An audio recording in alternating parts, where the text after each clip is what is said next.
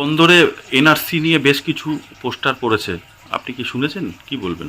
দেখুন, এটা তৃণমূল করেছে ঘুরপথে রাতের অন্ধকারে এইসব পোস্টারগুলো তারা নেয়। কারণ তারা জানে যে এনআরসি সিএ হলে পশ্চিমবঙ্গ থেকে যে নামগুলো কাটা যাবে সেই নামগুলো হলো তৃণমূলের ভোট ব্যাংক।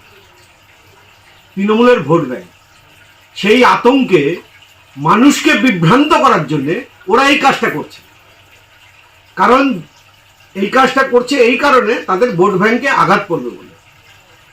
আর যারা ওপার বাংলা থেকে পালিয়ে এসছে মতুয়া সম্প্রদায়ের মানুষ, উদ্বাস্তু মানুষ, তারা এনআরসি সিএ সবটাই চাই। তার কারণ তাদের যে জীবনের একটা কলঙ্ক মাথায় লেখা আছে, তারা উদ্বাস্তু, সেই কলঙ্ক মুছে দিয়েছেন যিনি দরবার করেছেন শান্তনু ঠাকুর এবং পাশ করিয়েছেন মোদিজি এবং অমিত শাহজি। তাদের উদ্বাস্তু কলঙ্ক মুছে দিয়েছে। তাহলে এনআরসি আর সি এর ভয় পাচ্ছে কারা? তৃণমূল। তৃণমূলের যারা ফেক ভোট আছে 2 থেকে 2.5 কোটি, সেই ভোট ব্যাংক নষ্ট হয়ে যাবে। তার কারণে এরা রাতের অন্ধকারে পোস্টার মেরে মানুষকে বিভ্রান্ত করে।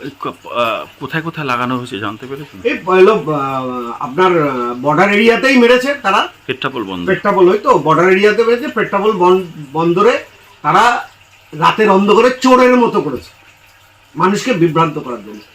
মতুয়া উদ্বাস্তু মানুষ তারা আনন্দিত আছে এবং তারা উৎসাহিত আছে।